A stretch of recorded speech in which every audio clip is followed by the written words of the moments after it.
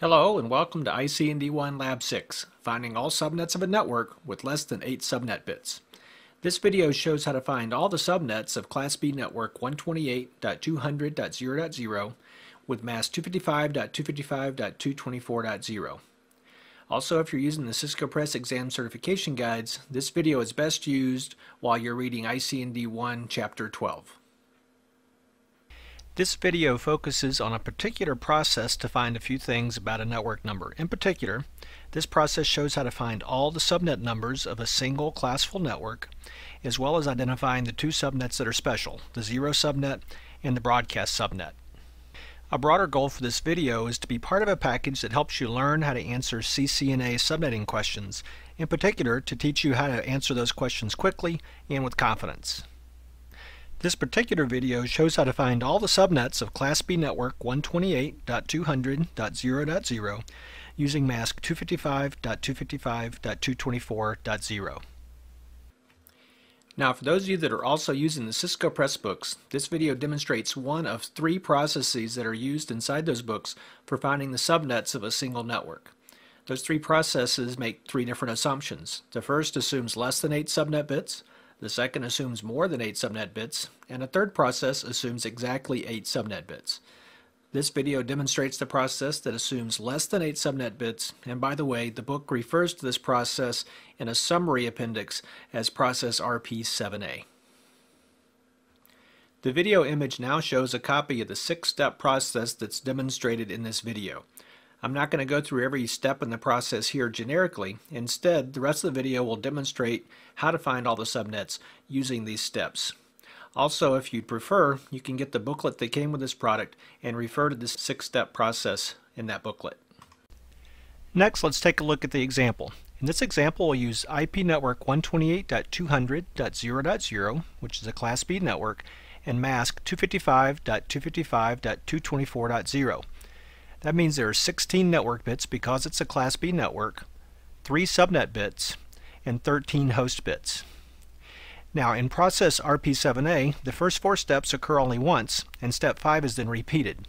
So, taking a look at the first 4 steps, first we see that we simply copy down the mask into the top row of a table. Then at step 2, we put a box around the interesting octet. Once again, that's the octet in which the mask is not a 0, nor is it a 255. At step 3, you calculate the magic number. The magic number is 256 minus the value of the mask in the interesting octet. In this case, 256 minus 224, or 32. Finally, at step 4, you just write down the classful network number, which is also the exact same value as the 0 subnet. Next, to find each successive subnet number, you simply keep repeating step 5 of this process. In step 5, you start out by copying the 3 boring octets, the ones that are outside the box, down to the next subnet number. Then you add the magic number to the previous subnet number's interesting octet's value. Now visually, you just take the magic number 32 that you see there, add it to 0 in this case, which gives us a value of 32 in the interesting octet of the next subnet number. So as you see here, the next subnet number is 128.200.32.0. To find the next subnet number, you simply repeat step 5. So at step 5A, you copy the 3 boring octets down to the next subnet number's line, and then at step 5B, you add the magic number of 32 to the previous subnet number's value in the interesting octet, which is 32 in this case, for a value of 64. So the next subnet number is 128.200.64.0. Repeating step 5 again, we copy the 3 boring octets down to the next line in the table at step 5A. And then at step 5B, we add the magic number of 32 to 64 in this case, which gives us 96 for the new subnet number. So this next subnet number is 128.200.96.0. At this point, you should start to see the pattern. Of course, in the third octet, all the subnet numbers are some increment of 32, which is the magic number. So going through the rest of these subnets briefly, for the next subnet, if we add 32 to 96, the next subnet number's third octet is 128. For the next subnet, the third octet's 128 plus 32, or 160. For the next subnet, the third octet is 160 plus 32, or 192. And yet for the next subnet, the third octet is 192 plus 32, which is 224. Now we're close to the end of the table, and as you might guess, we're almost to the end of the process. At this point, we just keep repeating the process, copying the 3 boring octets to the next line, adding the magic number of 32 to the previous subnet number's value. In this case, we get a value of 256 as this last subnet number. Now, even if you didn't know much about the process shown in this video, you'd probably think that the value of 256 is a strange number in an IP address or a subnet number. Normally, you'd expect to see numbers between 0 and 255 inclusively inside a dotted decimal IP address or subnet number. As it turns out, step 6 of this process uses the fact that we add up a value equal to 256 as a reminder to say, stop the process. So here at step 6, notice it says that 256 is a value that's out of range, so let's not use that subnet number. In fact, in this case, we'll just put a big red X over it.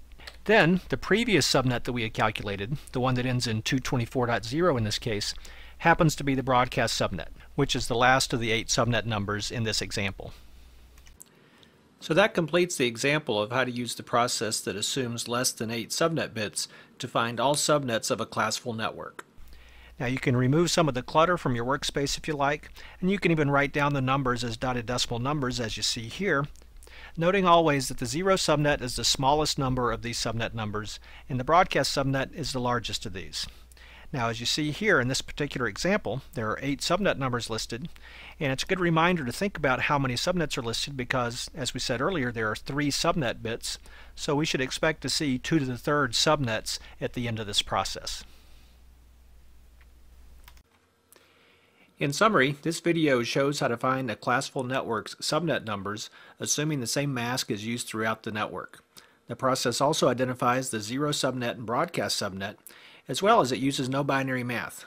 Because of that, it makes it a great tool for finding the answers to subnetting questions on the CCNA and CCNT exams because you'll go more quickly and you'll be able to find the answers with much more confidence.